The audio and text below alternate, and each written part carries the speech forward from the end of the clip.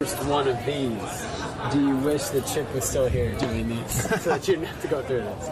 No, I mean it's part of the deal, and had a very eventful and productive week here, I think. Yeah. What else have you done other than this media day? You've been down here for a week, or I guess you were over? No, in we were in Bristol, the East Coast. Yeah, we were in Hartford and Bristol, and then here.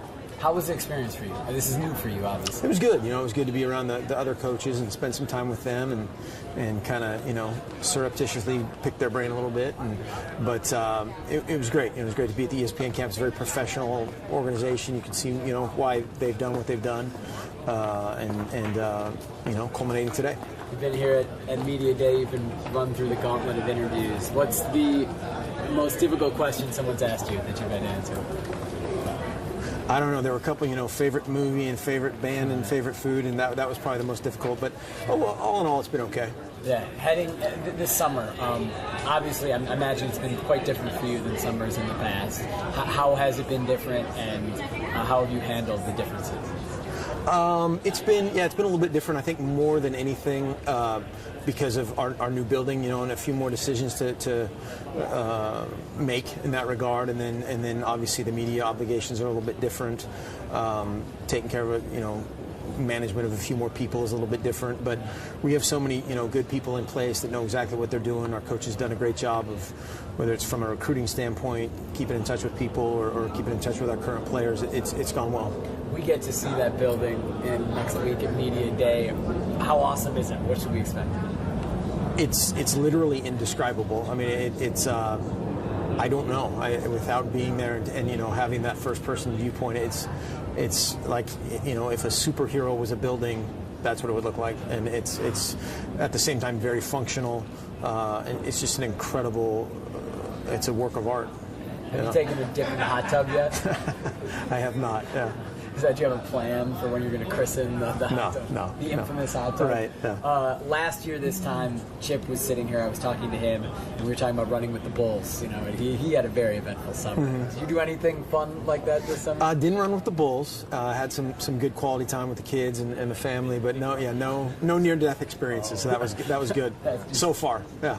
Right. Stay safe. Did you get any time to relax in the summer? Do anything for you? That was one of the things I talked to some of the other coaches about. That was my certainly a rookie mistake. Is we need to carve out a little bit more, dedicated time. And my family's awesome and been great, but that's one thing that probably should have done a little bit more. But that's part of the deal. Yeah, they understand what's going on with being head coach. You talked about it on ESPN the other day, but the decision was made to coming through. She can be on TV if she wants too. Say hi, Mom. Hi. Scott calling plays. How and why was that decision made? Yep. We think it's best for our program. I think it's best for our program going forward. He did a great job in the spring. It gives him, kind of an increased role, increased obligation to really, I think he's going to put his arms around and jump on. And then also, we're still going to do it together. We're going to do it together. Our offensive staff, a bunch of veteran guys are going to do it together. And then also, I wanted to be on, be able to be on the sideline and be able to look everybody in the eye all the times and, not necessarily motivate them, but just be able to kind of take a pulse of the team at all points. Whether that's from a game management situation, from a leadership standpoint. We lost with Kiko, Michael Clay, and Deion Jordan. Those are three guys that really kept everybody in the attack mode, and we're not going to lose that. Yeah. Are you able to keep the tempo as fast with the plays coming in from the booth, which will be different, obviously? Sure, yeah. There's no relationship between, What are the mechanics of that? Are the plays called down to you on the sideline, and then you call it in, or called down? I mean, they'll be called down to a signaler, just like we've done. Yeah, it's just called to a signaler, and then the signaler signals. So no difference. Yeah. Really. Is it any part of you wanted to call? I mean, it seems like it'd be fun to call plays. Absolutely. Is there part of you that wanted to do that because it'd be fun? Absolutely. It's that, and then just the individual day-to-day interaction with the players. That's the toughest thing that you miss. But we can still make that work. I mean, that's still going to be a part of it, and I'll never, be completely out of it. D'Anthony Thomas is a guy who's had kind of this multifaceted role for you guys over the past few years. Chip was his position coach.